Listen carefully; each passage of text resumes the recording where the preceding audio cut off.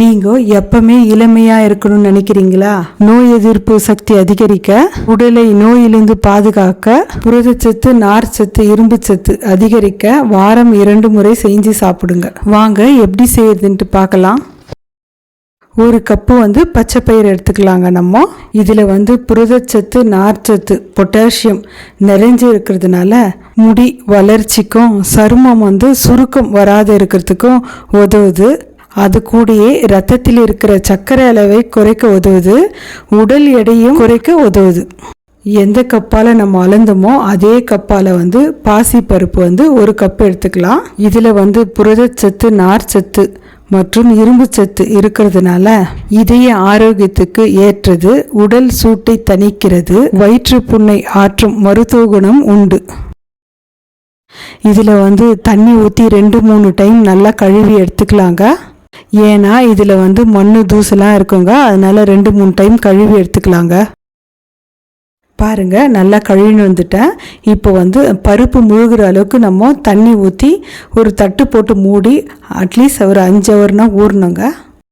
பாருங்க, 5 ஹவர் ஆயிடுச்சுங்க. பருப்பு நல்லா ஊறி வந்திருக்குதுங்க. இந்த மாதிரி தான் ஊறி வரணுங்க. தண்ணியெலாம் வடிச்சிட்டு இப்போ நம்ம மிக்ஸி ஜாரில் போட்டுக்கலாங்க எல்லா பருப்பும். இந்த மாதிரி நம்ம காலையில் உணவு எடுத்துக்கும் போது வயிறு ஃபில்லிங்காக இருக்குங்க. இதோட நான் 4 பல்லு பூண்டு போட்டுக்கிறேங்க. அப்புறமா கொஞ்சமாக இஞ்சி போட்டுக்கோங்க.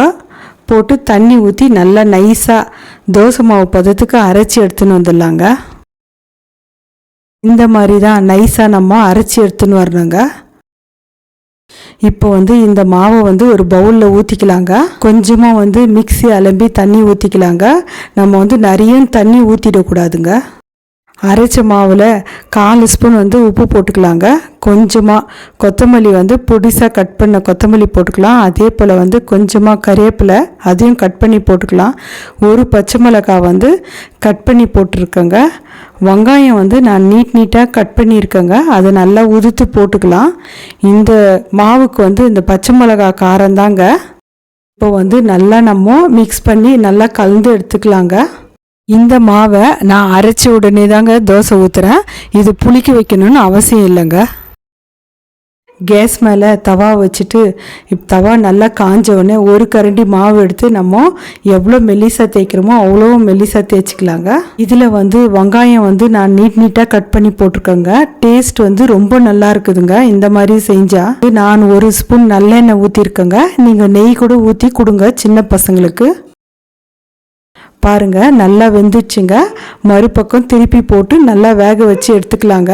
எப்பவுமே ஒரே மாதிரி நம்ம அரிசி வச்சு தோசை செய்கிறதோட பச்சை பயிறு, பாசி பருப்பை வச்சு இந்த மாதிரி டேஸ்ட்டாக தோசை செஞ்சு பாருங்க. 2 பக்கம் நம்ம திருப்பி போட்டு நல்லா வேக வச்சு எடுத்துக்கலாங்க. பாருங்க, நல்லா வெந்துச்சுங்க. இப்போ தோசை ரெடி ஆயிடுச்சுங்க. இப்போ எடுத்துடலாங்க தோசையை. டேஸ்டியான பச்சை பயிறு, பாசிப்பருப்பு தோசை ரெடி ஆயிடுச்சு பாருங்க. இதுக்கு சட்னி, சாம்பார் எது இருந்தாலும் நல்லா இருக்குங்க.